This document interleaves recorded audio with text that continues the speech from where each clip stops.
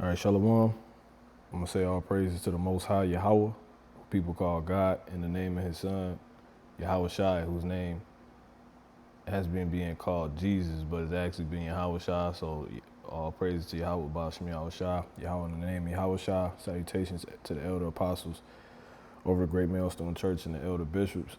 Onward down to the rest of the Akim, also pushing, holding on to this true faith, teaching, and all true faith and sincerity, across the four corners of the globe. All right, those are the branches, pushing the doctrine.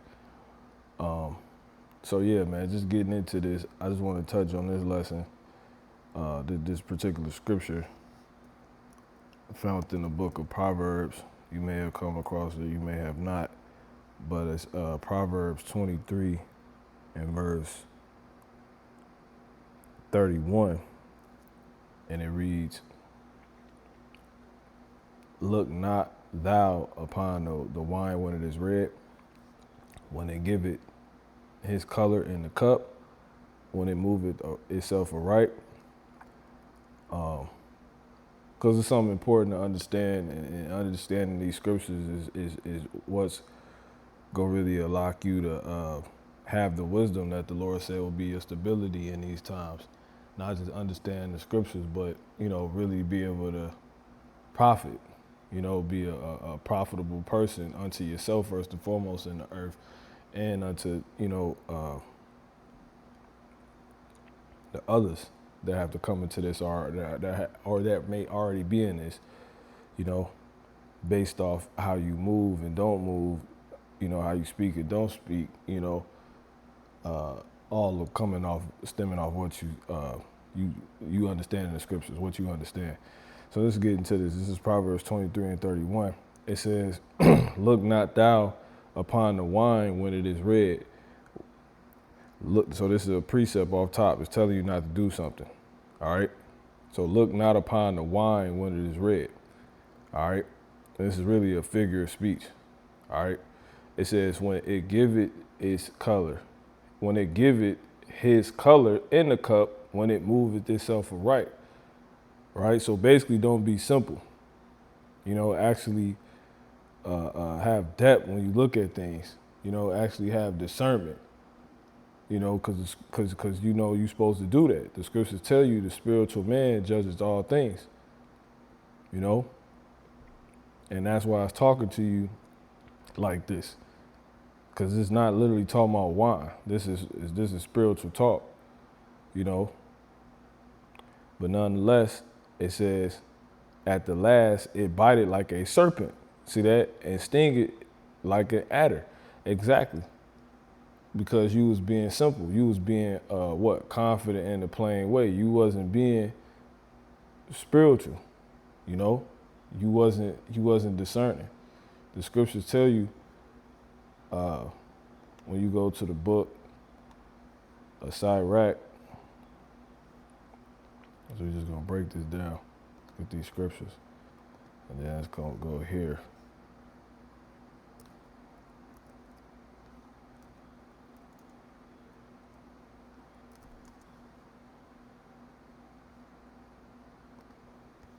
Pull that up, and then let's go here.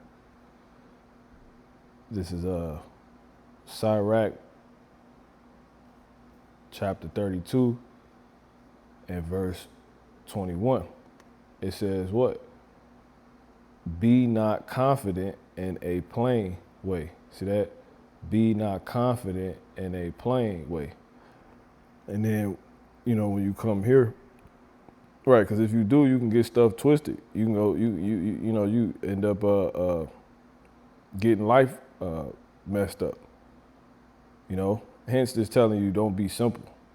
Keep it simple, but don't be simple, right? This is 1 Corinthians 2 and 15. It says, but he that is spiritual judgeth all things. Yet he himself, but he that is spiritual judgeth all things, yet he himself, right? It says, yet he himself, right? I'll pull this up too in the different translation. But yet he himself is judged of no man. See, that's what you're supposed to judge all things. You're supposed to what? Be discreet. You ain't supposed to go about nothing when it comes to considering things, where, you know, as far as where you're gonna go, what you're gonna say, you know, how you're gonna understand this. You're not supposed to go about it just like anything without discretion. Scriptures tell you that, right? Just get it without discretion, do nothing. All right, this is in the Apocrypha. It tells you in Sirach 33, be not excessive toward any, and without discretion, right, do nothing. All right, and what discretion mean? Discretion.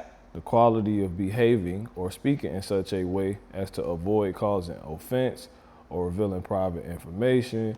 It deals with what? The synonyms. It says, matter of fact, let me read too. It says, the second definition, right? It says the freedom to decide what should be done in a particular situation. See that? So you have the time, you should take the time because you have the time to see what is what needs to be what, how you should handle something, how you should take something, you know, if you should take some, you know, and it's just that simple, right? And it says the synonyms are circumspection, right? Care, carefulness, caution, see, wariness, all right? Sense, common sense, so sense. Don't be senseless. Don't be indiscreet. Don't be rash. All right? The scripture talk about that. It says, be not rash with thy mouth. All right? Why? Because the scriptures tell you, as you see, in Sirach 33 and 29, you know, you're not supposed to be excessive towards any, and you're not supposed to specifically what? Do anything without discretion. So of course you will get told, you know, you're not supposed to be rash with thy mouth. This is Ecclesiastes 5 and 2. It says, I'm gonna start at 1, keep thy foot when thou goest to the house of God, and be more ready to hear than to give the sacrifice of fools. See that? It says, then to give the sacrifice of fools, and be more ready to hear, Salakia, for they consider not that they do evil, right? Because they're moving or they're doing the thing, they're doing something without discretion. They being simple. They being confident in a plain way. You know, it says, be not rash with thy mouth, to where they'll go on and actually, you know, be rash with their mouth, which is what this is really getting at. You see that? And let not thy heart, which is the point, be hasty to utter anything before Yahweh, Bashem Yahushua. For God, Yahweh Bashem Yahushua is in heaven and thou upon earth, therefore let thy words be few. So this will happen when you're not being discreet, when you're being simple. Hence what this verse is dealing with. Proverbs 23 and 31. Proverbs 23 and 31, look not thou upon the wine when it is red. See that? When it giveth his color in the cup, when it moveth itself upright. All right? Because why? It might not even be wine. It can be poison. So you don't just take it at face value.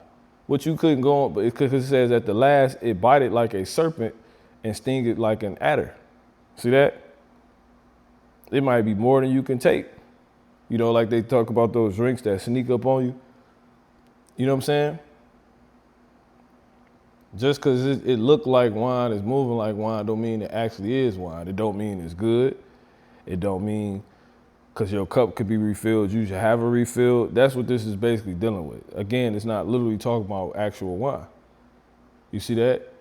And you have to understand that, because with doing so, you will be fulfilling the rest of the precepts this connects with, which is not being confident in a plain way. You're supposed to not be confident in a plain way. That's a commandment.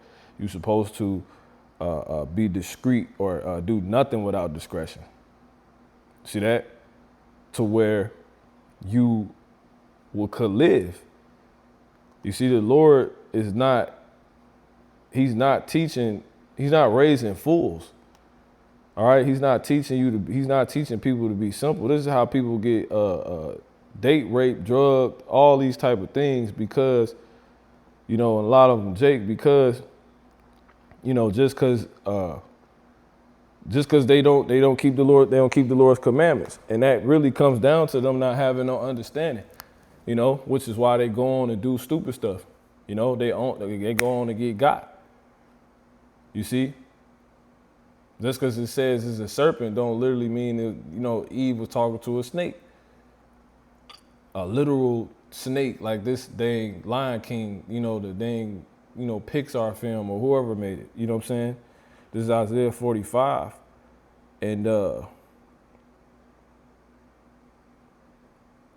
this gives you the understanding on the rest of the scriptures, and it gives you way to take them more serious. Like the scriptures tell you to be not forgetful to entertain strangers, for some have entertained angels unawares. Though it looks like a human, that don't mean, it's a damn, regular person standing before you. Could be an angel.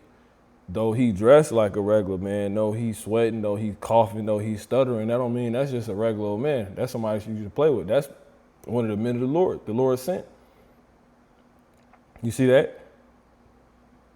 Though he looked like John the Baptist, somebody named John the Baptist, that's actually, that don't mean he's just, and you just not meeting him. That don't mean that's just what that is. That's somebody that's been living here for a lifetime. That's a spirit. That's someone that's been here many times over, in many different lifetimes. And that person was Elijah the Baptist.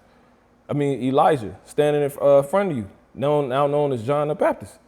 So that's why it tells you to not look upon the wine when it is red, when it giveth his color in the cup, when it moveth itself right. You see that?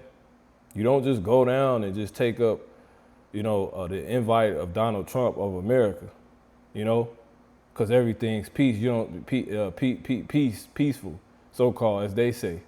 Because then that's when sudden destruction hits you. All, because everything's PC, so people can't, you go on and take it. Just because he said something, that don't mean that's what it is. That's how a serpent get down. They come off one way, but they actually, are of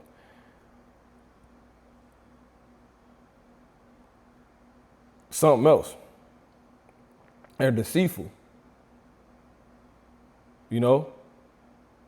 They're basically double-minded. Like a brother was just speaking on this, and he pretty much pointed out how the fact that the tongue of a snake is two-pronged. It's split in two. So this is why the best thing that the Lord can do to get you to have depth and understanding and perception, you see that, and your cogitations, meaning your cognitive function, is how you reasoning and seeing things. The best way he can help you do that or get that done is by giving you examples that have depth to them. But if you simple, you won't see that. You'll be like, oh, he's just talking about a snake. But you don't get the design of a snake, the anatomy of a snake, the nature of a snake. You see that? And because of that, you're not going to get what the Lord is actually trying to bring out. This is Isaiah 47. I just wanted to read this real quick. Salakia 45. And because again, the Lord is not raising fools. And I'm going to get that too. It's not one of my favorite scriptures, Psalms 5, but let's go here. Isaiah 45 and verse 19. I have not spoken right in secret, in a dark place of the earth. I said not unto the seed of Jacob, seek ye me in vain. I, the Lord, speak righteousness. I declare things that are right. See that? To where you can what? Profit. All right?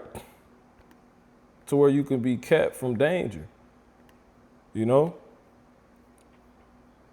This is Deuteronomy 18, and jumping to the point. Salakia, give me a second. So yeah, Salakia. We can get the one I want is actually Deuteronomy 8 and like 18, but I'm gonna get this one in Isaiah because it is more plain to the point. Isaiah 48:17. And it reads what? It says, thus saith the Lord, right? Yahweh, Bashem Yahushai, thy Redeemer, right? The one that take you out of situations, keep you from situations, how you bounce back from situations. It says the Holy One of Israel. See that? I am the Lord thy, the one over, your people, you and your people, that has y'all making sense, if you have them or not, It says, I ain't gonna say if you have them or not, that has y'all making sense or not, depending on if you have them or not. But nonetheless, I am Yahweh, thy power, thy power, thy God, which teacheth thee, which teacheth thee to profit. The Lord doesn't teach you to be dumb. See that? Simplicity. It says, which leadeth thee, which leadeth thee by what? By way of the truth, of these scriptures, the word, Yahweh Shai. It says, which leadeth thee, angels. It says, the men of the Lord. It says, which leadeth thee by the way that thou shouldest go. So that's how we know. All right? Because again, the Lord doesn't deal with fools, and he ain't raising fools. This is Psalms 5:4. It says, for thou art not a God that has pleasure, in wickedness, neither shall evil dwell with thee. Right? The foolish shall not stand in thy sight, because that's by way of that trait is that wickedness and evil is by way of foolishness. People not understanding, people not having knowledge to even understand, people being simple. Jake, it says the foolish shall not stand in thy sight. Thou hatest all workers of iniquity. Yeah, doing stuff you're not supposed to do. You could do stuff in ignorance and the Lord still don't like it. He said what? Come out of her, and he will receive you, and he will be a father unto you. Ye shall be his sons and daughters. Let me grab that. As you see here, 2 Corinthians 6:17, wherefore come out from among them. And be ye separate. You don't move how everybody else move. You actually have discernment. You can see through things, past things. You can see situations playing out ahead of time. It says, saith the Lord. You can see set up, so forth and so on, things brewing, right? And touch not the unclean thing, and I will receive you. See that? Now, how could you do that if you can't understand that, if the unclean thing come in many forms and you can't see it, you can't recognize that when you see it, because all of it is different forms, but it's still an unclean thing. You wouldn't be able to, and you won't be received because of that. So you got to get understanding. It says, it will be a father unto you, and ye shall be my sons and daughters, saith the Lord Almighty. All right, so I'm going to go ahead and wrap this up. Point basically proven. So this is Proverbs 23:31. Look not thou upon, the wine when it is red. Right, don't just be simple. Don't just see it on one level, right? When it give it his color in the cup, right? It could look like wine, to have the color of wine, but it might not be wine. It could be blood. It could be it look like it's a situation somebody give you some money, but it's a setup. That's what this is going into. It's not literal wine. It says, it's a figure of speech. It says, when it moveth itself aright, or they hand you the cup, it flows and all of this. Oh, this person feeling me. Oh, they like me. They hanging out with me. You're gonna be Kanika Jenkins. See that? She thought those was her friends, because why? She didn't understand this. Look not thou upon the wine when it is red, when it giveth this cup in the color in the cup, when it moves itself aright. Yeah, never trust thy enemies, though, even if he humble himself. Though he go crouching, so forth and so on. Sirach 12. It says, at the last, it bited like a serpent and stinged like an adder. And I'm actually in that here. Like they said, all that glitter ain't gold. So this is Sirach 12:10. It says, never trust thy enemy, for like as thy iron rusted, so is his wickedness. Though he humble himself and go crouching, yet take good heed and beware of him, and thou shalt be unto him as if thou hast wiped a looking glass, and thou shalt know that his rust hath not altogether been wiped away. Set him not by thee, lest when he hath overthrown thee, he stand up in thy place. Neither let him set at thy right hand, lest he seek to take thy seat. And I'll at the last remember my words and be pricked therewith, exactly, because you got. You looked at you seen it as, it was wine because it was red and it was in the cup and it was moving. It wasn't stiff. You know what I'm saying? Nah, man. It says, who will pity a charmer that is bitten with a serpent, or any such as come nigh wild beasts? Yeah, being simple, man. Knowing this is something you should have discretion on and consider, but you want to be confident in the plain way. Be a charmer. I like dibbling and dabbling. I'll play along and you get bit. See that? So call them like, how about me? I'll shout out to next time.